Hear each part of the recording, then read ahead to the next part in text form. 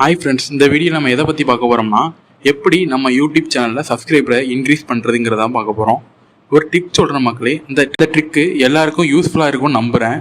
அந்த ட்ரிக் என்னென்னு பார்த்தீங்கன்னா, எக்ஸ்ட்ரா எந்த ஆப்பும் தேவையில்லை, எந்த சாஃப்ட்வேரும் தேவையில்லை.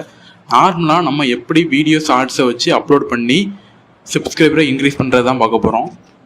நீங்கள் என்ன பண்ணணும்னா, ஷார்ட்ஸ் வீடியோவை அதிகமாக இன்க்ரீஸ் பண்ணணும் மக்களே. ஷார்ட்ஸ் வீடியோவை நீங்கள் அதிகரித்து பண்ணணும்.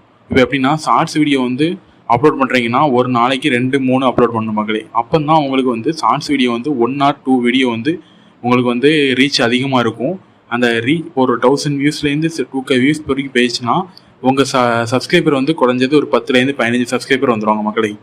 இது நீங்கள் நார்மல் வீடியோஸ் அப்லோட் பண்ணும்போது வியூஸ் இன்க்ரீஸ் பண்ணாமல் லைக்ஸ் இன்க்ரீஸ் பண்ணணும் மக்களே.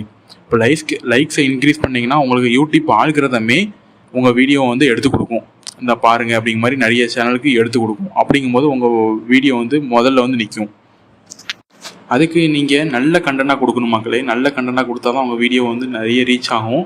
அது மட்டும் இல்லாமல் யாரும் போடாத வீடியோவை பார்த்து நீங்கள் போடணும்.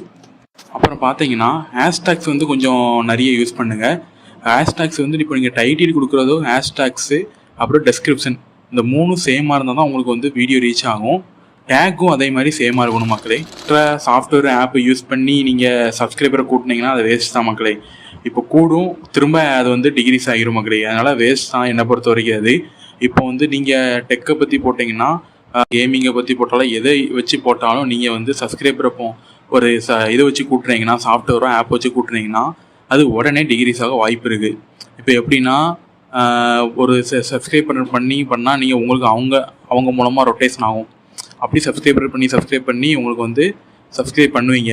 ஆனால் அது ரொம்ப நிலைக்குன்னு சொல்ல முடியாது மக்களே. இப்போ 3 சப்ஸ்கிரைப் பண்ணிட்டு அன்சப்ஸ்கிரைப் பண்ணவும் வாய்ப்பு இருக்குது.